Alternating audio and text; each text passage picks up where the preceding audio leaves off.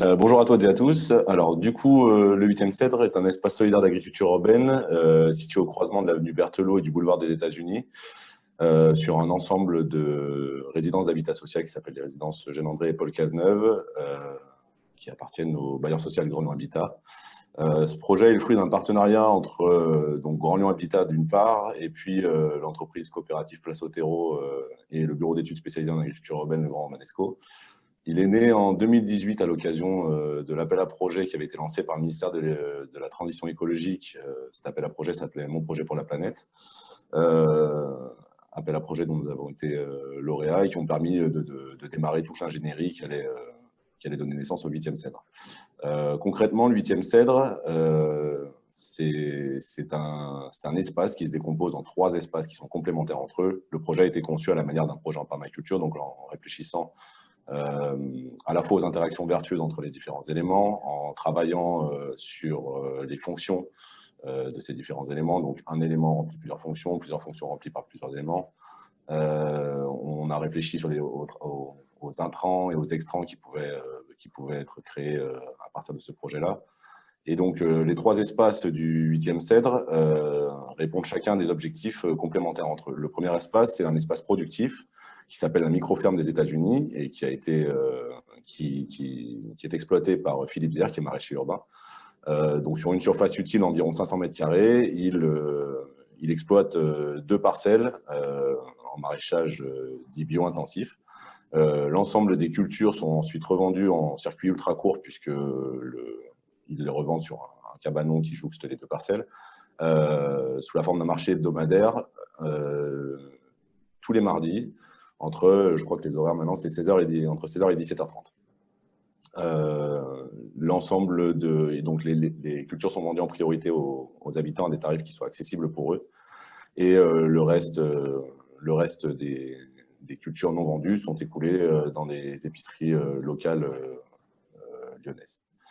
Le deuxième espace est un espace à vocation pédagogique. Donc, on l'a appelé jardin de permacole. Il a une double fonction. Il propose à la fois un cycle d'animation à destination des habitants.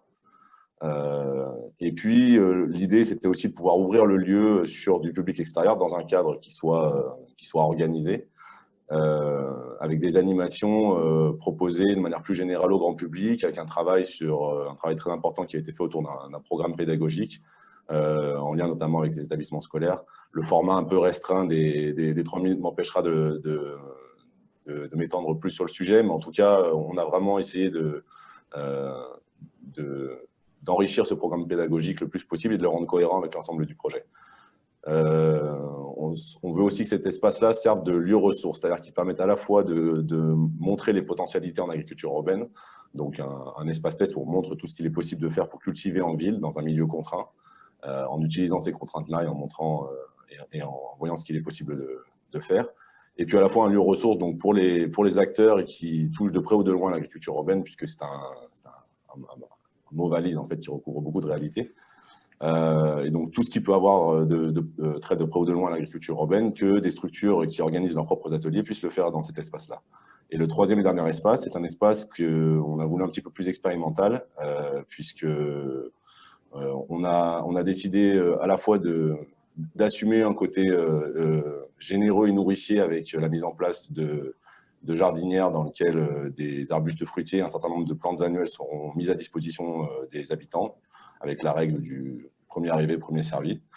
Et puis un espace qui est une longue parcelle qui, après les relevés de sol, s'est avéré polluée, notamment avec une pollution au plomb. Et donc, on a travaillé avec l'entreprise Biomédé sur une solution en phytoremédiation. C'est-à-dire que c'est des plantes qui vont dépolluer le sol au fil des ans. Ce sont des plantes dites hyperaccumulatrices, donc qui vont venir extraire au fur et à mesure les différents polluants, notamment métaux lourds, qui ont été relevés dans le sol. Et on observera au fil des ans, donc sur 3 à 5 ans, l'évolution de cette pollution. On a aussi installé un lombricomposteur collectif.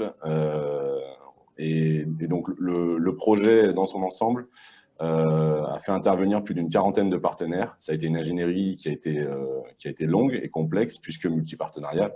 Il y a eu un certain nombre de cotec et de copies à organiser, tout un maillage partenarial. Le projet s'est enrichi au fil du temps à mesure que de nouvelles idées ou de nouveaux partenaires viennent nous solliciter.